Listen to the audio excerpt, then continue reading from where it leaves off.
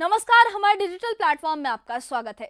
जम्मू में दरबार मूव की वापसी तो हुई, लेकिन उसके साथ ही लौट आई है सियासत की गर्माहट भी। एक तरफ प्रशासन ने पुरानी परंपरा को फिर से जिंदा किया है, वहीं दूसरी तरफ सियासी गलियारों में आरोप प्रत्यारोप का दौर भी शुरू हो गया है। नेशनल कॉन्फ्रेंस के अध्यक्ष और पूर्व मुख्यमंत्री डॉक्टर फारूक अब्दुल्ला ने उपराज्यपाल मनोज सिन्हा पर गंभीर आरोप लगाए हैं और कहा है कि एलजी हर फाइल पर बैठे हैं, जिससे सरकार का कामकाज ठप पड़ा है और जनता के मसले अधर में लटके हैं। फारूक अब्दुल्ला का कहना है कि लोकतांत्रिक व्यवस्था में चुनी हुई सरकार को काम करने की पूरी आजादी होनी चाहिए और एलजी को उस व्यवस्था का हिस्सा बनकर सहयोग करना चाहिए, ना कि उन्हें अड़चन बनना चाहिए। लेकिन बीजेपी इन आरोपों को पूरी तरह से खारिज करती है। पार्टी का कहना है कि एक भी ऐसी फाइल नहीं है जिसे जनता के हित में रोका गया हो, बल्कि विकास कार्य पहले से कहीं ज्यादा तेजी से हो रहे हैं। अब प्रशासन जो है इस पूरे मुद्दे पर सवाल ये बन रहा है कि दरबार मूव की बहाली के साथ उठी ये फाइलों की सियासत वाकई प्रशासनिक जड़ता की कहानी है या फिर ये एक नया सियासी मोर्चा है जो जनता के असली मुद्दों से ध्यान भटकाने के लिए खोला गया है। देखिए एक खास रिपोर्ट में कि फाइलों की ये जंग किस तरीके से जम्मू कश्मीर में शुरू हो गई है। देखिए एक खास रिपोर्ट। एक साल पहले जितना पावर था फिलहाल उतना ही है। सारे अधिकार सरकार के पास हैं। ये लोगों को बेवकूफ बनाने का काम बंद करना चाहिए। और पावर की हम उम्मीद कर रहे हैं, इसलिए तो हम स्टेटहुड पे जोर दे रहे हैं। दरबार मूव की वापसी के साथ ही जम्मू कश्मीर की सियासत में गर्मी आ गई है। नेशनल कॉन्फ्रेंस के अध्यक्ष और पूर्व मुख्यमंत्री डॉक्टर फारूक अब्दुल्ला ने उपराज्यपाल मनोज सिन्हा पर गंभीर आरोप लगाए हैं। फारूक अब्दुल्ला ने कहा कि एलजी हर फाइल पर बैठे हैं, काम रुक रहे हैं और जनता के मसले ठहर गए हैं। उन्होंने आगे कहा कि एलजी को चुनी हुई सरकार का सहयोगी बनना चाहिए, ना कि बाधा।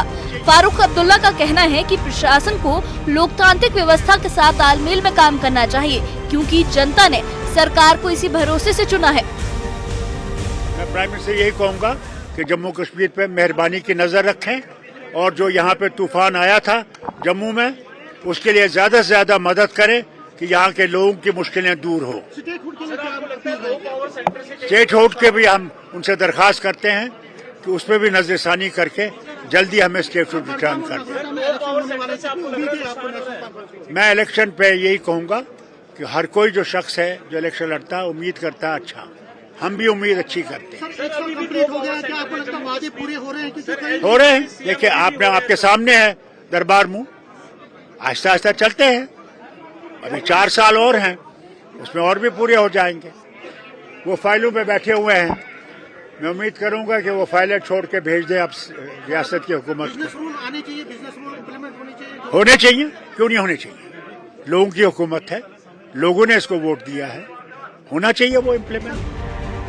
एनसी अध्यक्ष फारूक अब्दुल्ला ने श्रीनगर के कई संस्थानों के दर्जे में कमी पर भी नाराजगी जताई। उन्होंने कहा कि एलजी ने श्रीनगर के संस्थानों का दर्जा घटा दिया है, फाइलें रोक रहे हैं और सच से मुंह मोड़ रहे हैं। उन्होंने आगे कहा कि जम्मू कश्मीर को अब और इंतजार नहीं करवाना चाहिए, राज्य का दर्जा तत्काल बहाल होना चाहिए, क्योंकि यही वक्त की सबसे बड़ी मांग है।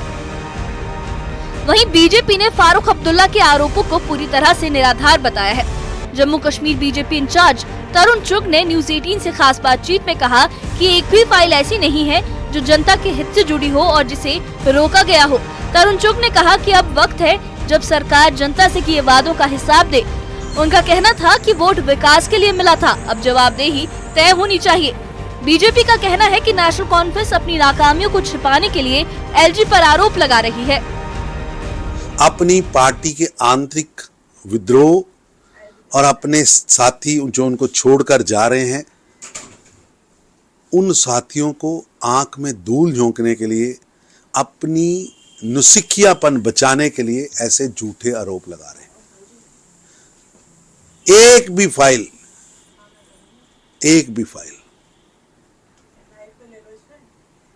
जो जनहित की हो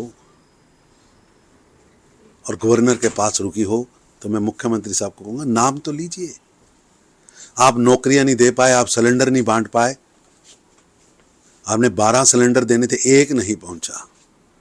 हर घर नौकरी देनी थी, एक नहीं पहुंची। इसलिए हर स्तर पर जो फेल सरकार है वो अपनी नुसिखियापन का ठीकरा कभी केंद्र पर कभी एलजी पर फोड़ रही है, जबकि सच ये है कि अब्दुल्ला परिवार जिस नैरेटिव पर सरकार चलाता था, आज जनता उसे नकार चुकी। जनता काम मांग रही है, विकास का हिसाब मांग रही है।